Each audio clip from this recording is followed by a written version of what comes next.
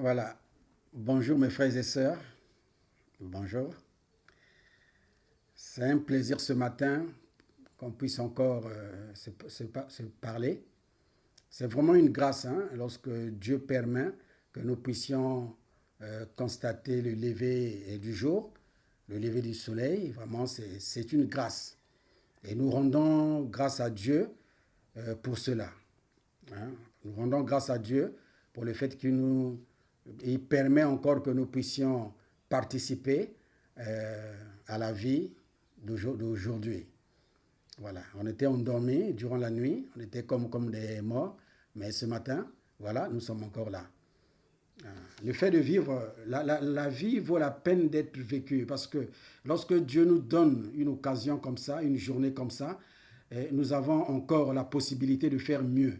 Voilà. Si hier on avait fait des choses qui n'étaient pas bien, ou encore la relation avec Dieu n'était pas bonne, et voilà qu'aujourd'hui, Dieu te permet de faire mieux, d'aller encore de l'avant. Voilà. S'il y a des choses que ton, ton, ton, ton cœur te reproche, voilà l'occasion t'est donnée encore aujourd'hui de pouvoir te repentir. De pouvoir te repentir. C'est très important parce que celui qui est mort n'a plus l'occasion de pouvoir se repentir. Mais nous qui sommes vivants, on a encore l'occasion de pouvoir dire à Dieu, pardon mon Père, aide-moi à aller de l'avant, pardonnez-moi d'avoir fait ceci, cela, voilà. Et c'est vraiment une grâce de vivre. C'est vraiment une grâce. Il faut vraiment vivre. La vie, elle est très belle parce que, voilà. Ce matin, je voulais que nous puissions partager la notion de Père. Quand les disciples ont dit à Jésus, apprends-nous à prier, et quand Jésus a développé, à la fin, il nous dit, quand vous priez, il faut dire notre Père qui est aux cieux. Voilà. Donc Dieu est notre Père. Voilà qu'il a dit à Jérémie, avant que je puisse te former dans le ventre de ta mère, je te connaissais. Donc, avant que je puisse te former. Voilà. Donc c'est Dieu qui nous forme dans le ventre de notre mère. Voilà. C'est lui. Et aujourd'hui, les hommes de science sont quand même avancés. Ils ont pu découvrir les mécanismes qui se déroulent. Voilà, quand une femme est enceinte, qu'est-ce qui se passe là-bas? Ouais, ils ont pu quand même découvrir quelques notions, mais pas encore en totalité parce que c'est vraiment un phénomène complexe. C'est vraiment un miracle. C'est vraiment un miracle. C'est un miracle. C'est un miracle parce que de la fécondation jusqu'au moment où l'enfant est totalement formé, c'est un miracle. Et Dieu dit que c'est lui, effectivement, qui est à l'œuvre de ce phénomène-là. Voilà. Donc il est notre Père, parce qu'il nous a tissés dans le ventre de notre mère, et voilà. Donc, moi, si j'aborde ce sujet, c'est parce que, en tant qu'humain, on a souvent tendance à, à penser que Dieu est notre deuxième père. Notre deuxième père, c'est-à-dire qu'on a d'abord un père. Non, Dieu n'est pas notre deuxième père. Au contraire, c'est lui qui doit être placé en première position. Voilà. Donc, notre père physique, effectivement, il a sa place. Parce que c'est à travers lui que nous sommes arrivés sur la terre. Dieu les a utilisés, notre père et notre mère, voilà, Dieu les a utilisés pour que nous puissions arriver sur la terre. Mais en réalité, lui-même, c'est lui, en réalité, qui mérite ce titre-là de père. Et lorsque nous disons père, on doit le dire sincèrement. On doit le dire sincèrement. Mais ça ne veut pas dire qu'on doit négliger nos pères physiques et nos mères physiques. Non, on ne doit pas les négliger. Au contraire. Mais au plus profond de nous-mêmes, nous devons savoir que lorsque nous disons que Dieu est notre Père, nous parlons à tous les niveaux. C'est-à-dire que sur le plan spirituel, sur le plan physique, tout, il est notre Père. Il est notre Père. Et surtout lorsque nous parlons de Père, quand nous voyons au niveau du Père spirituel, qu'est-ce qu'un Père spirituel? Un Père spirituel, effectivement, c'est quelqu'un qui prend soin de toi 24 heures sur 24. Il ne dort pas. Il veille sur toi. Lorsqu'on parle de père spirituel, c'est ça. Et aujourd'hui, effectivement, lorsque nous appelons ceux qui nous ont enseigné la parole, on les appelle pères spirituels, c'est normal. C'est normal parce que eux aussi, hein, ils ont fait que nous puissions connaître le Seigneur. Ils méritent du respect. Mais on ne peut pas comparer cela avec Dieu. Parce que notre père spirituel aujourd'hui peut aussi disparaître. Il peut aussi mourir, il n'est plus là. Voilà. Notre père physique aussi peut mourir aussi un jour. Notre mère peut mourir et on reste comme ça. Voilà. On reste orphelin. Et voilà. Spirituellement, on n'a plus de père. Et physiquement, on n'a plus de père, ainsi de suite. Et ça donne un sentiment de malaise. Mais c'est sur ce point que je voulais insister, que je voulais encourager quelqu'un ce matin, qu'on ne doit pas arriver à un certain niveau de compréhension, à un certain niveau de marche avec le Seigneur. Ces sentiments-là ne doivent plus avoir le dessus sur nous. Voilà. On doit même si nos pères physiques ne sont plus là, voilà, on doit toujours se sentir à l'aise parce que notre véritable Père, celui qui nous a conçus dans le ventre de notre mère, celui qui a permis que les cellules puissent s'organiser, puissent se multiplier jusqu'à créer un corps, il est toujours vivant. Il ne meurt pas. Il ne meurt pas. Au contraire, il nous aime plus.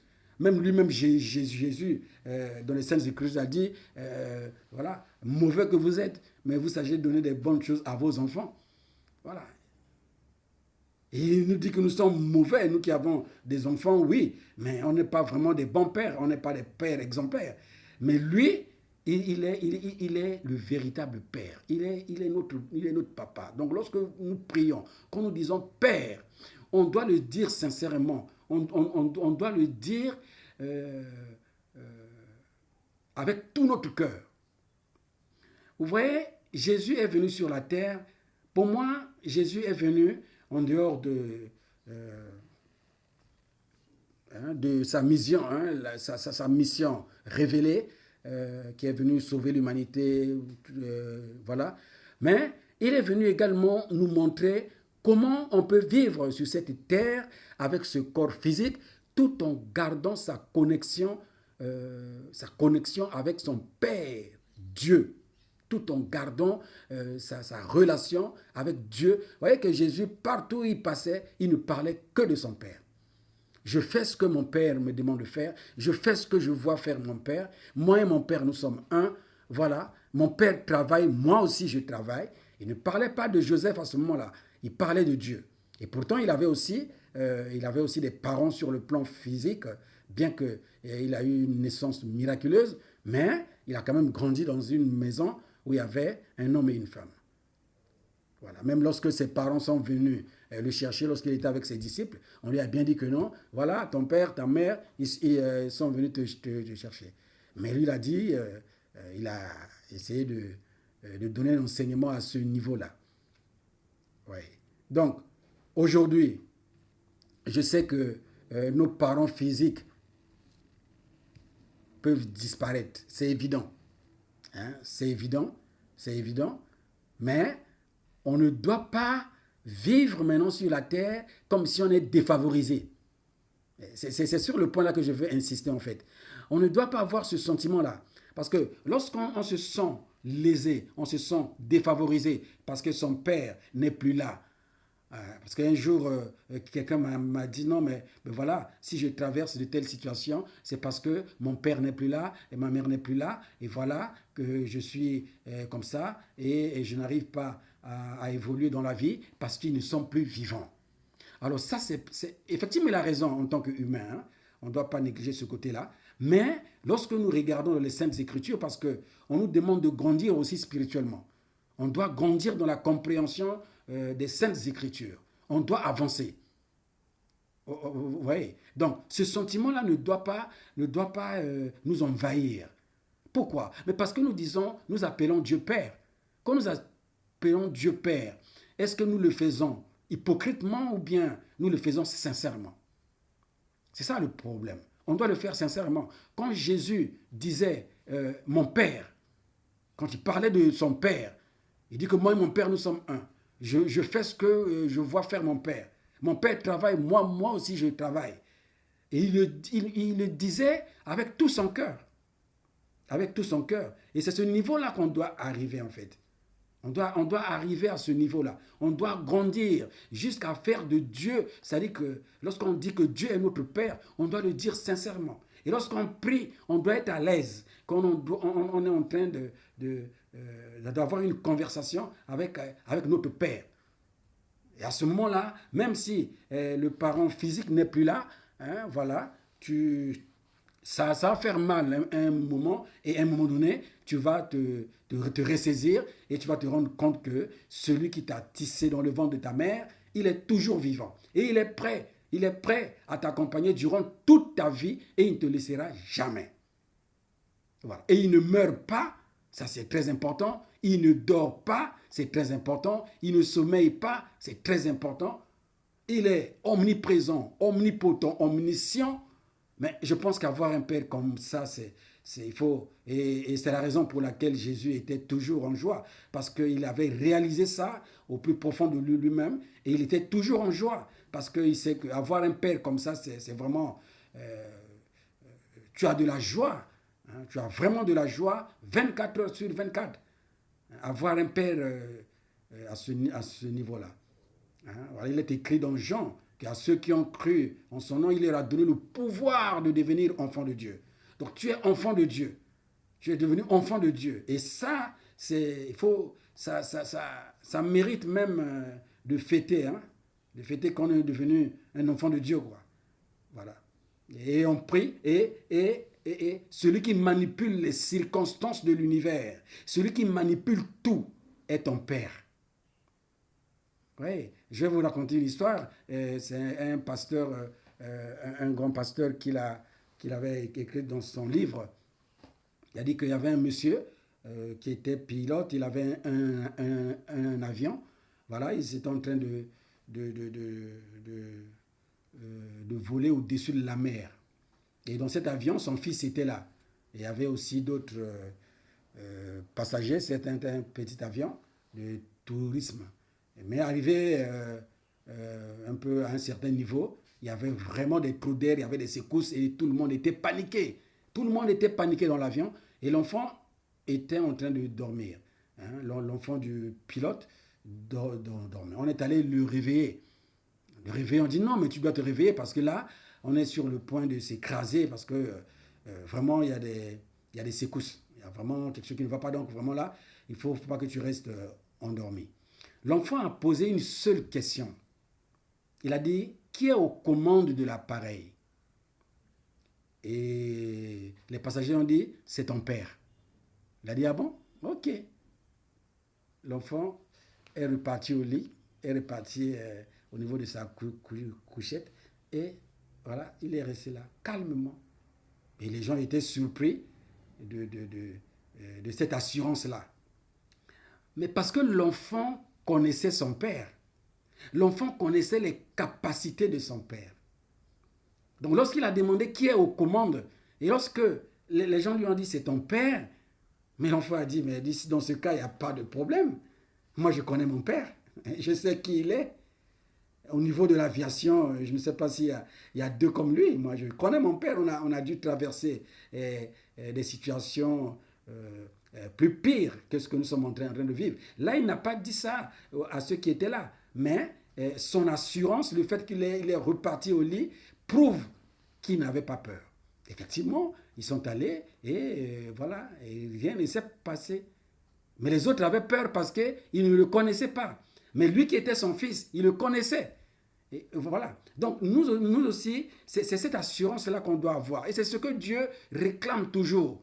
C'est ce que Dieu réclame. Il a dit, sans la foi, personne ne peut être agréable à Dieu. Voilà. Il faudra que celui qui s'approche de Dieu croit que Dieu existe. Il est le rémunérateur. Donc Dieu se plaint du fait que nous n'avons pas la foi envers lui. Parce que ne pas avoir la foi envers Dieu, ne pas faire confiance à Dieu, c'est démontrer que Dieu n'est pas compétent. C'est ça le problème. Comme nous appelons Dieu par Père, on doit le dire sincèrement. Hein, voilà. Même voilà. Moi aujourd'hui, qui vous parle aussi, voilà, mes parents ne sont plus, mon père et ma mère ne sont plus en vie. Je ne suis pas seul, on est beaucoup dans le monde, mais à un certain moment, ce sentiment disparaît. Disparaît parce qu'on se dit que, mais je suis là, je respire, je vis. Et la vie coule en moi. Oh, la vie c'est mon père. Il coule en moi. Voilà. Il veille sur moi 24 heures sur 24. J'ai un père qui ne meurt pas. J'ai un père qui est puissant. J'ai un père qui est capable de me faire tout. Il peut même faire ce que mon père physique ne peut pas faire. Il peut faire tout, tout, tout, tout. C'est lui qui élève, c'est lui qui abaisse, c'est lui il fait tout. Il est capable de ressusciter des morts. Je ne peux pas dire les compétences de Dieu, vous-même, chacun de nous. Je ne parle pas à ceux qui ne connaissent pas Dieu. Je sais que ce que je dis, nous tous, on connaît cela. Mais c'est tout simplement un rappel. C'est notre devoir de nous exhorter les uns les autres. C'est écrit comme ça. Exhortez-vous les uns les autres. Hein, voilà. Je ne sais pas, peut-être il y a quelqu'un quelque part, un orphelin ou bien une veuve. Mais rassurez-vous, il est écrit, il est écrit, il est écrit, il est écrit au niveau des psaumes. Je pense que c'est le psaume 68, verset 5. Dans d'autres versions, vous allez voir, c'est au verset 6. On a écrit qu'il est le père des orphelins, le défenseur des veuves. Voilà. Donc la veuve doit se rassurer que même si son mari n'est plus là, le mari qui prenait soin d'elle n'est plus là, mais attention, il y a Dieu qui est là. Et nous disons tous, en lingala on dit, Nabala nanga Yesu, Nabala nanga Yesu, et on nous dit que nous sommes l'épouse du Seigneur. Nous sommes l'épouse du Seigneur. Et on doit le dire sincèrement. On doit le dire sincèrement. On le dit sincèrement. Même si l'époux physique n'est plus là, mais tu sais que tu as épousé voilà, quelqu'un qui ne meurt jamais, qui ne mourra jamais, qui ne mourra jamais, qui ne mourra jamais. Et voilà, nous allons, celui qui m'a engendré dans l'évangile m'a enseigné, et on avait un programme de prédication, la préparation de l'épouse. Vous voyez, donc ça veut dire que l'évangile consiste à préparer l'épouse à la rencontre de l'époux, hein, pour le grand jour du mariage en fait. Voilà. Et la préparation de l'épouse, ça veut dire que l'évangile a pour devoir de nous nettoyer afin que nous puissions être présentés devant l'époux sans tache, ni ride, ni rien du tout. C'est très important. Et ça veut dire que ton mari est vivant, tu as toujours un époux qui ne mourra jamais, qui ne meurt jamais. Ce n'est pas des illusions, c'est authentique. C'est authentique. C'est authentique parce que si ces choses-là, nous ne les comprenons pas comme ça veut dire que lorsque nous prions comme ça, et au plus profond de nous, nous ne croyons pas. Et voilà, on continue à regretter ceux qui sont partis, et pourtant, nous-mêmes aussi, on partira un jour. On est des pèlerins sur la terre. Mais à un certain niveau, on doit comprendre que sur le plan spirituel, effectivement, nous avons notre Père, et voilà, nous disons que nous sommes l'épouse du Seigneur, et nous le disons, on doit le dire sincèrement aussi. On le dit sincèrement. Dieu aime la sincérité. Voilà. Et quand nous lisons dans Matthieu 23, verset 9, Matthieu 23, verset 9, c'est un verset où si on n'interprète pas bien, les gens peuvent penser que on néglige nos pères sur la terre, ou bien on néglige nos pères physiques. Non, non, non. Il faut toujours prendre ce verset avec beaucoup de sagesse. On a dit, Jésus lui-même dit, au Matthieu 23, verset 9, il dit, n'appelez personne sur la terre votre père, car un seul est votre Père, celui qui est dans les cieux. Alors là, on prend le Père spirituel à son niveau le plus profond. Vous comprenez? Voilà. On sait que sur la terre, il y a des personnes qui nous ont engendrés dans l'évangile, voilà, qui nous ont appris la voie du Seigneur. Mais là, on est en train de parler du Père spirituel en tant que veilleur d'âme, celui qui veille sur votre âme, 24 heures sur 24. Il est là. Il veille. Il ne dort ni ne sommeille. Et ça, c'est très important. Voilà. Donc, il faut que nous puissions nous ressaisir.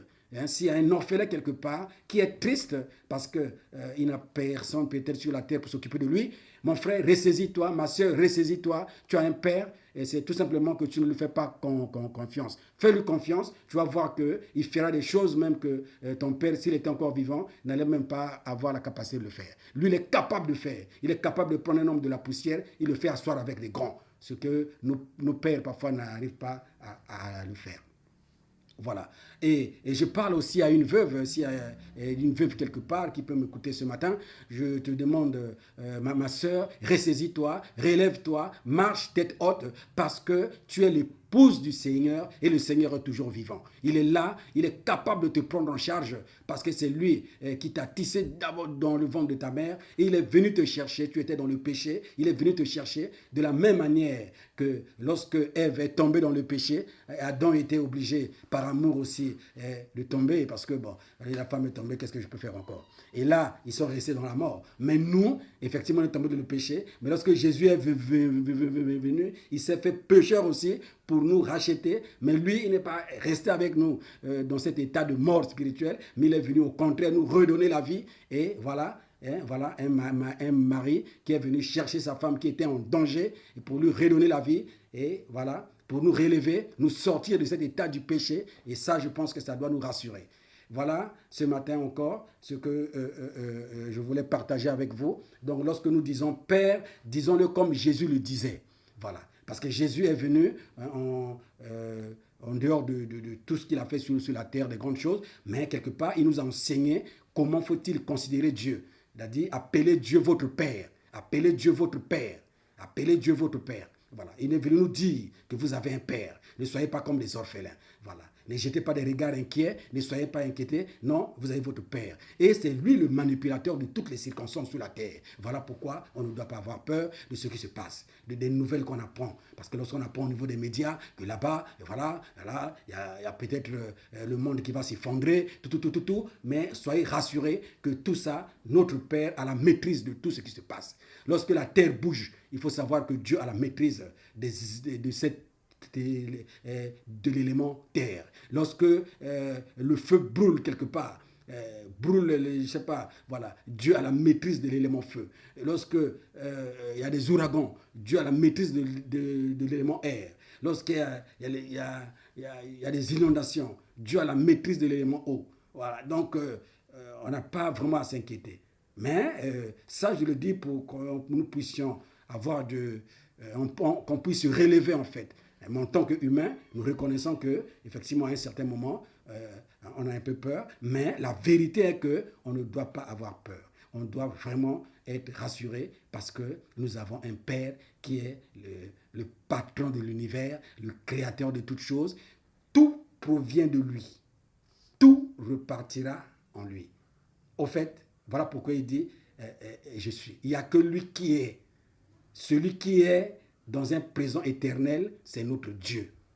Que Dieu vous bénisse. Passez une excellente journée en compagnie de notre Seigneur Jésus-Christ. Amen.